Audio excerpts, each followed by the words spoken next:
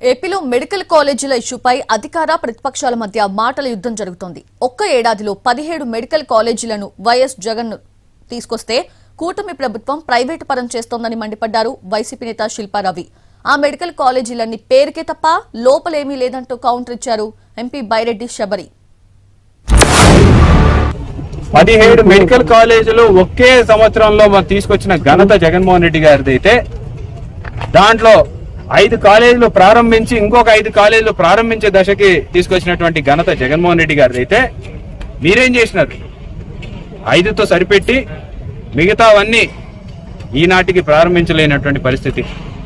ఇంకా ఆ రోజేమో ఈ ల్యాండే వద్దని చెప్పిన మీరు మళ్ళీ ఈ రోజేమో ఈ ల్యాండ్ ప్రైవేట్ వ్యక్తులకు అమ్మాలని చెప్పేసి ఆలోచన చేస్తారు. అంటే వ్యాపారం చేయొచ్చా? గవర్నమెంట్ భూములన్నీ అమ్మి వ్యాపారం చేయొచ్చా? మరి అమరావతిని అమ్మండి. అసెంబ్లీ ఎందుకు మనకి? Assembly Step into Value Zone, your favorite shopping destination. Value Zone Hypermart. ఇప్పుడు మన అమీర్పేట్ లో పిల్లర్ నంబర్ 1081 వద్ద ఈ సెప్టెంబర్ 18th న అంగరంగ వైభవంగా గొప్ప ప్రారంభం. అందరికీ ఇదే మా ఆహ్వానం. కూడా తాకట్టు పెట్టండి అంటారు కదా పెద్దలు, పైన పటారం లోన లొటారం అని. ఒక్కసారి మీరు వచ్చి చూడండి. 50 ఎకరాలు ఇచ్చినారు ప్రభుత్వానికి.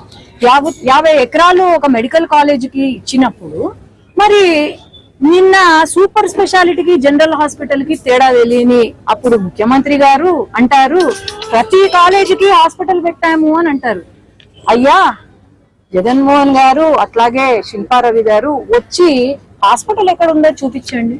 మరి ఒక్కసారి వచ్చి ఆ స్ట్రక్చర్స్ ఏవైతే ఉన్నాయో బేస్ మఠాల వరకు ఉన్నాయో మీరు పైన కనిపించేది కాదు, లోపల ఒకసారి చూసి ఆహా అంటే మేము కూడా ఓహో అని మేము కూడా ఆయనకి ఇయ్యలేము కానీ మీకు ఇస్తాం షాళ్ళు, బొకేలు, అవార్డు.